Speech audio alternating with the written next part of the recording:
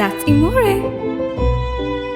I recently saw various remarks being made over my asset declaration. Remarks were made on my 2.2 million rupee bank balance. Some also commented on a plot of land I own valued at 2.4 million rupees. I have with me here an analysis of how I generated this wealth. At a ceremony held in honor of my daughter, many members of the general public bestowed cash gifts, which I have noted down on this notebook. This analysis depicts how I came across the hundreds of thousands of rupees I declared. Therefore, I merely deposited my daughter's money at the bank. I still have all the envelopes with me. Furthermore, I was never impoverished. Before I joined politics after graduating university, I was a teacher in the public service. I purchased the 10 perch land in question during my service as a teacher. The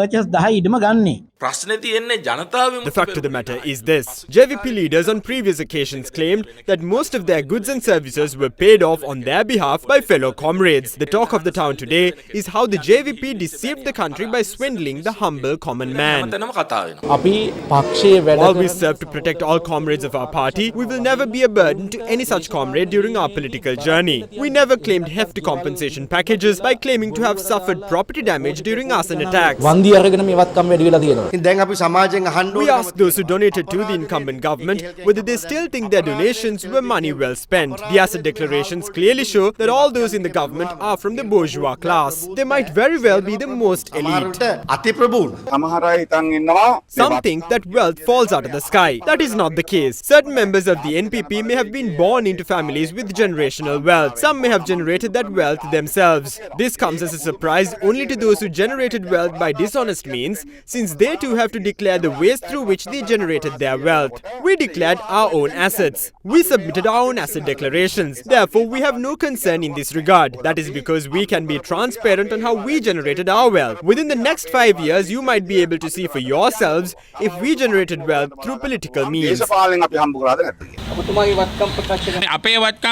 have to submit statements to the CID regarding our assets. I have been providing statements to the CID since 2019, and I have been given another day to provide a further statement. We have no problem since we were never dependent on third parties to sustain ourselves. They called us corrupt. However, take a look at what they say about how they generated their wealth. Many cite stories of how they rose from rags to riches. They spun various rumors when we said the same. Therefore, now it's our turn to dig a little into their stories. Maybe they thought that only the impoverished could engage in politics. Yes, some comrades in the government did say that they were funded by the general public. Even I am among them. I funded my election campaign through party proceeds. All of my expenses, including travel, are either borne by the party or by our donors. That is how it is. I could be a millionaire or a billionaire. However, I will never spend my personal wealth for political purposes. Those who claim that they will spend personal wealth for politics do so with the sole intention of generating wealth through politics.